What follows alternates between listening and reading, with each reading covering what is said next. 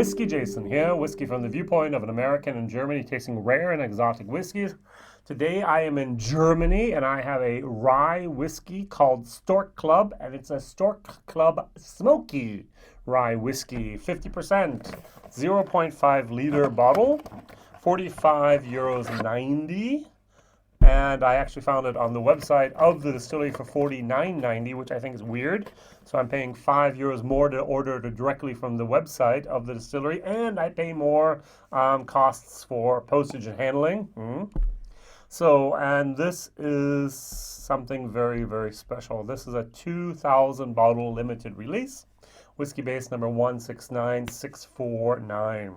Now, Stork Club Rye Whiskey, I think it was the full proof, was actually crowned as the best the best rye whiskey 2019, and then it was sold out.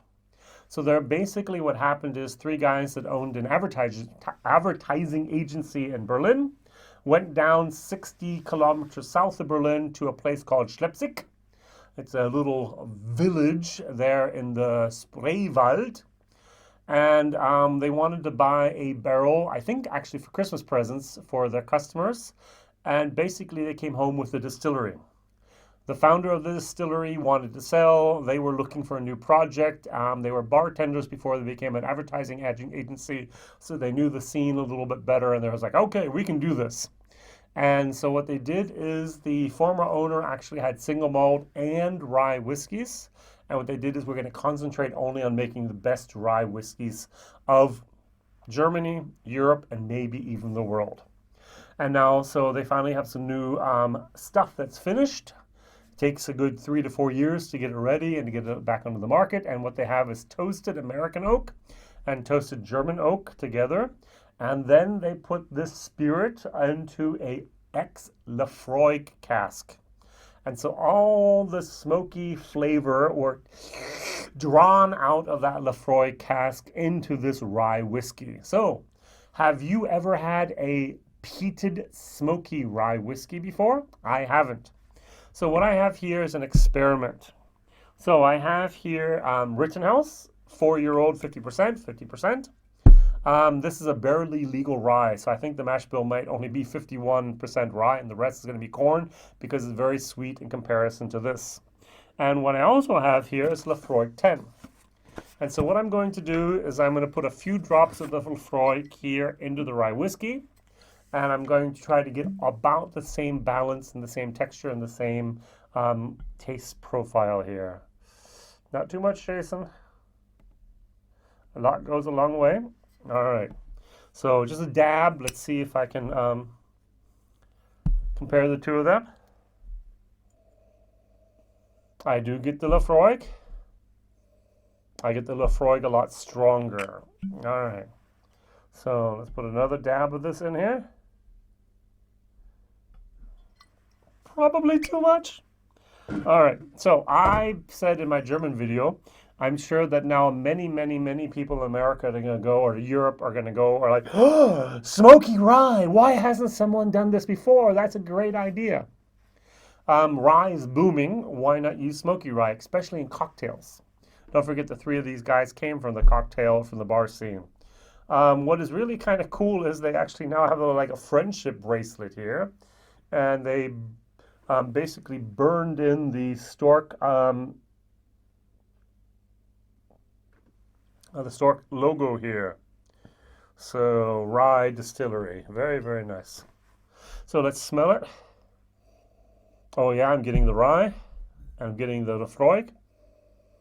All right, tiny little bit more of a darkness and a tiny little bit more of a sweetness. And I think it has to do with the grains used.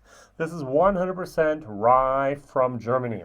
Now, it's not very special to have rye from Germany. Many of you, this might actually have rye from Germany in it. A lot of the rye that is used in America is actually grown either in Poland or in Germany. We have the climate that's actually ideal for it, just like we used to have in Maryland or Pennsylvania. Now, they have all basically switched to corn.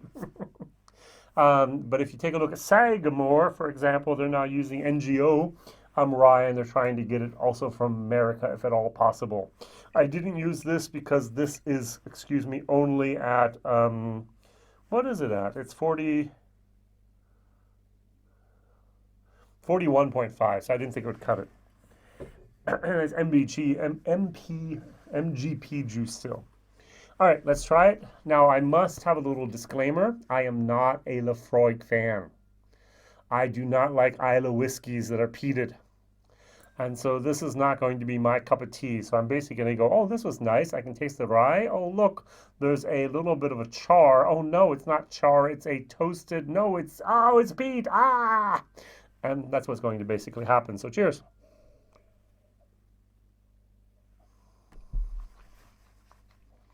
Mm-hmm. Mm-hmm. Mm-hmm. So I just did the exact same thing in my German video. Oh, if you want to have a lot of Lafroig in your rye whiskey, buy this bottle. Unfortunately, it's limited to 2,000 bottles. I think it's a German exclusive. But yet, wow, it's there. This bottle was given to me. I forgot to mention that. They actually sent it to me without me asking. And so what I did is I actually, all my super fans, those are my Patreon followers and my YouTube followers that actually pay money every month to be my fans. I basically gave them the opportunity to sign up and say, hey, give me a 3CL sample, which I'm shipping to them on my own cost. So I have the little bottles I have to pay for myself, my time of filling it up and so on. Postage, usually they have a package going out anyways. And so, yeah. Thank you, Bastian. Thank you, team, for that possibility. Heaven Hill with rye from Lafroig.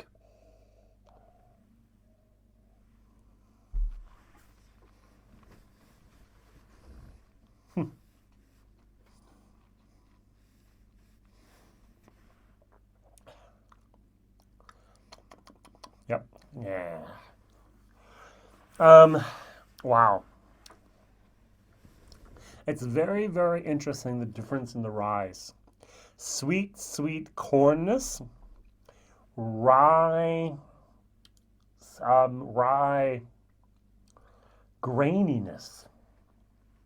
This is not a sweet, sweet whiskey. This is a flavorful whiskey, and this is a sweet whiskey. I've never really recognized the difference here.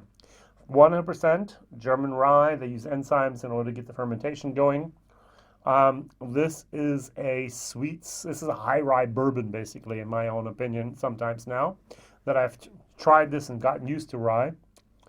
So what you can do anytime you want to is you can take your rye bourbon, so you can take your rye whiskey and also bourbon, and you can put a tiny little bit of Lafroig or Ardbeg or Lagavulin or whatever you have into it if you love that, and you can transform your whiskey into something you maybe even enjoy more.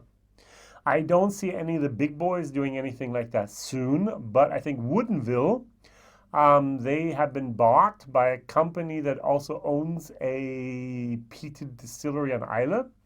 And that actually might be a thing where they transfer barrels back and forth and do something special there. So we'll see what happens. All right, this is not something I can personally recommend for my wheelhouse. This is more of a D+. For those that like Lafroig and so on, it might actually be a C+. Value for money, it's unique, it's special, it's okay, why not? C-. Thank you very much for watching. Please like, subscribe, tell others about this crazy guy in Europe tasting things you might not ever see. And some of these things are so innovative and so creative that they might actually start a trend or start a wave of different people copycatting this in other parts of the world. All the best, Whiskey Jason here. Like, subscribe, tell others, and thank you very much for spending your time with me today. Bye-bye.